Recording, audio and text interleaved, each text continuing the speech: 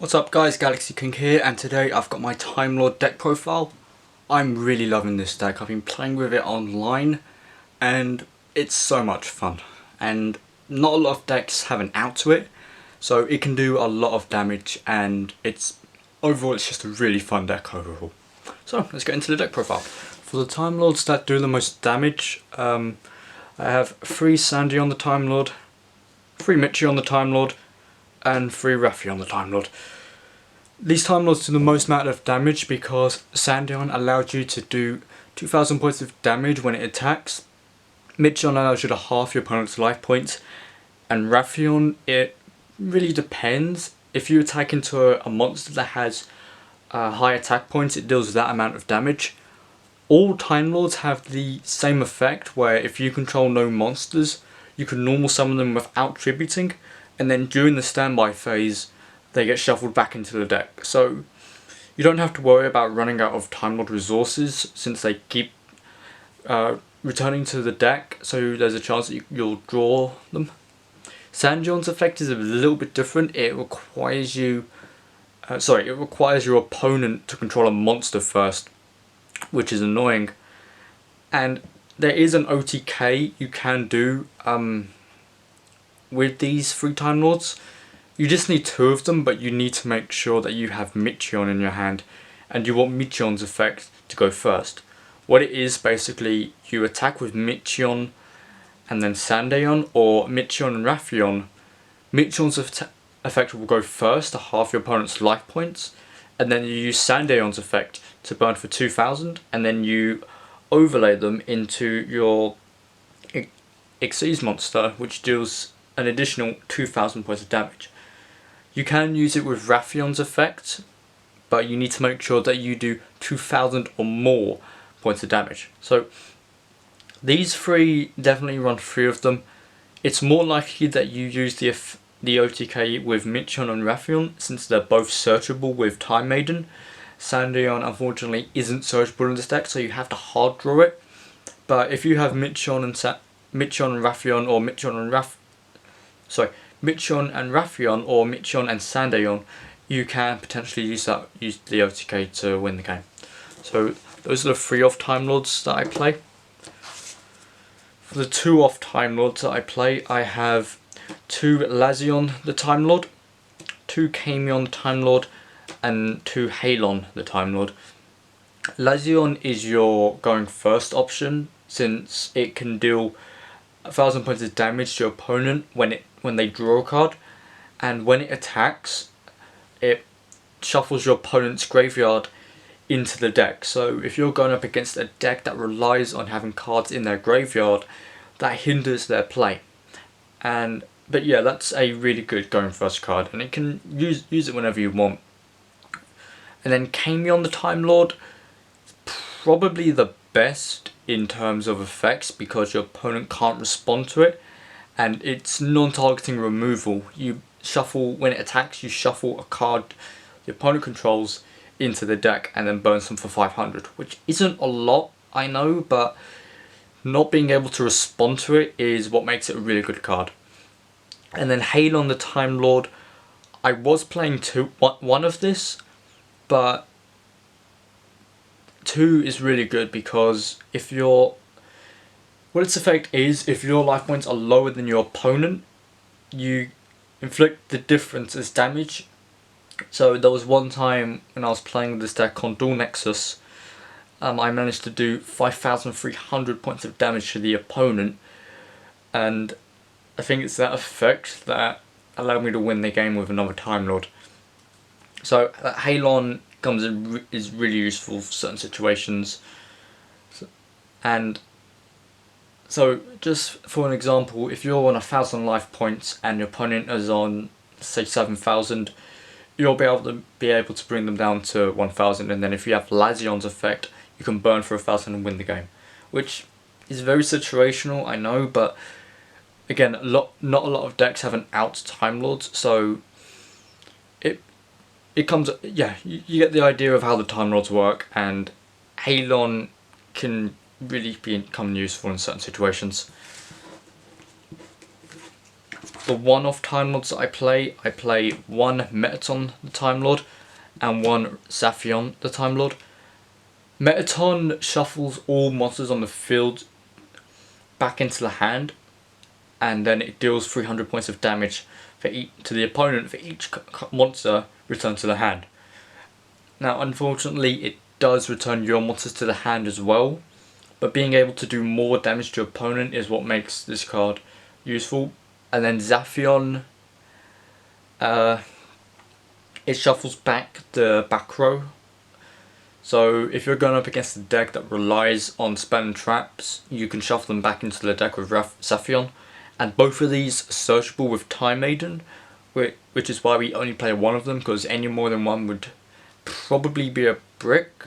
But this deck is, I suppose you could consider a brick deck, but there are certain Time Lords that you want to see more than others. So that's why I only play one of these. So one of these is fine really. And that's it for the Time Lord monsters. For the Kaijus I play, I have 3 Jizukiru and 2 Gameciel.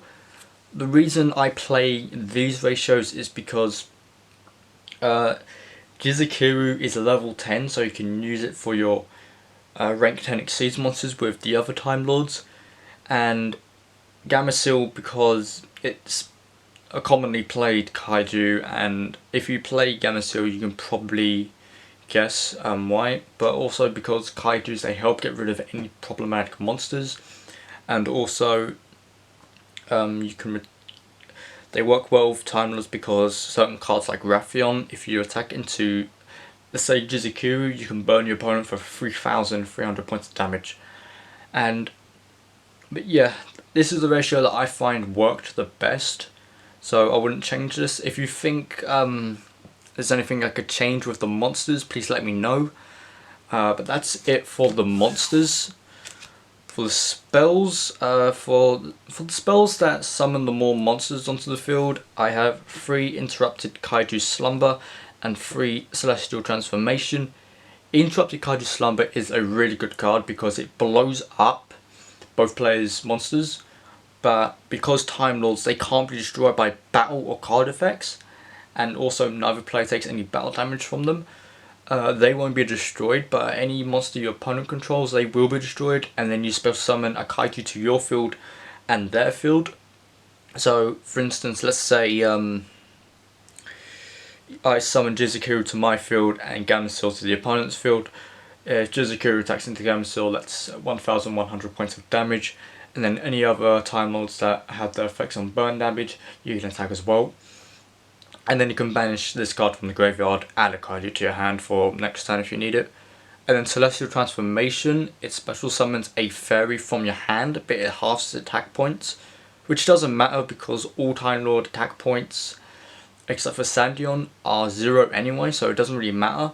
All it does really is just special summon another Time Lord from your hand to the field, and it works really well on this deck. For additional interruptions, if you would consider them, is 3 Super Polymerization, because I had room to put Super Polymerization in, and you don't really use the extra deck with this deck a lot, so I thought I'd play Super Poly to see how it worked, and it does really well, and yeah, it's just a really good card overall. 3 Called by the Grave, just to help with any hand traps or any cards that activate in the graveyard. 2 Twin Twisters, because it helps get rid of back row, and also it can be a disruption if you're going up against a deck that needs certain continuous spells or traps on the field. And then the 1 for 1, because it searches out your Time Maiden if you don't have it in your hand. So yeah, so that's pretty much it for the main deck. For the extra deck, I don't play that many cards, but, well, I do, but it's mostly just Super Poly targets and certain Exceeds and links. So for the Super Poly targets, I have 1 Starving Venom Fusion Dragon. It's one of the best Super Polymerization targets that the game has at the moment. 1 Dracostopelia, because it's a generic fusion monster. 1 Trithiovertum, because again it's another generic fusion monster that you can special summon with super polymerization. 1 Draco Necro Neversoul Dragon. This I play in case I go up against a zombie player, so decks like Eldritch, they, from what I've seen at least, they're becoming a really high tier deck at the moment, so this is why I play this in case I do go up against an Eldritch player or any zombie deck, because all zombie decks, I suppose you could consider them roguish if you use the right amount of cards. Any zombie deck I suppose could be considered rogue, and I really like zombie decks as well.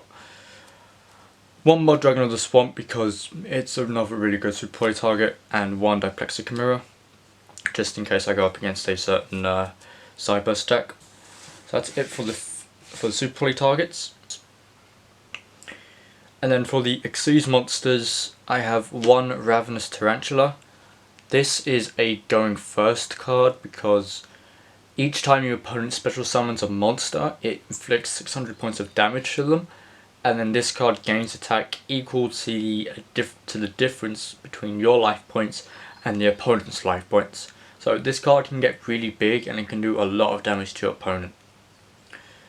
2 Super Dreadnought Rail Cannon Max. This is for that OTK I mentioned earlier, where you use Michionne's effect to half your opponent's life points, and then you use Sandion's effect to burn 2,000 life points, or Raphion's effect to burn 2,000 or more life points, and then you Xyz into this card using those 2 monsters, and then burn for another 2,000 life points.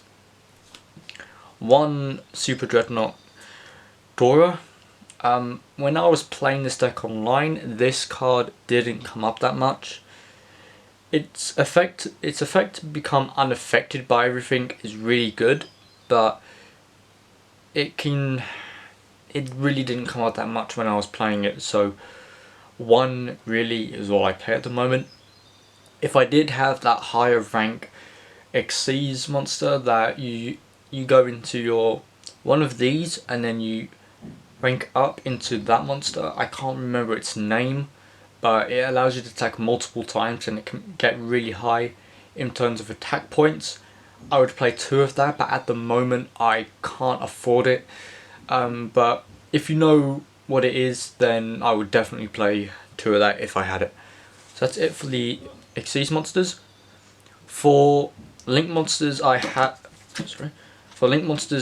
the Nightmare package, 1 Unicorn and 1 Phoenix, just to get rid of any annoying cards. 1 Predaplant Verte Anaconda to get your super poly from the deck. 1 Link Kuriboh in case you're going first, and 1 Secure Gardener. I play Secure Gardener because I feel like it's better than Link Kuriboh, because instead of just turning an opponent's monster's attack to 0 once per turn, you don't take any damage. And because it's a light, your opponent can't really use super poly against it, whereas Link Kuriboh is dark, so your opponent can use super poly against it. And that's it for the Timelord deck, guys. If you enjoyed this profile, please leave a like and subscribe. And if you think there's anything I could change in this Timelord deck that you think would really help it, please let me know in the comments. And yeah, I hope you enjoyed the video, and I'll talk to you in the next video. Take care.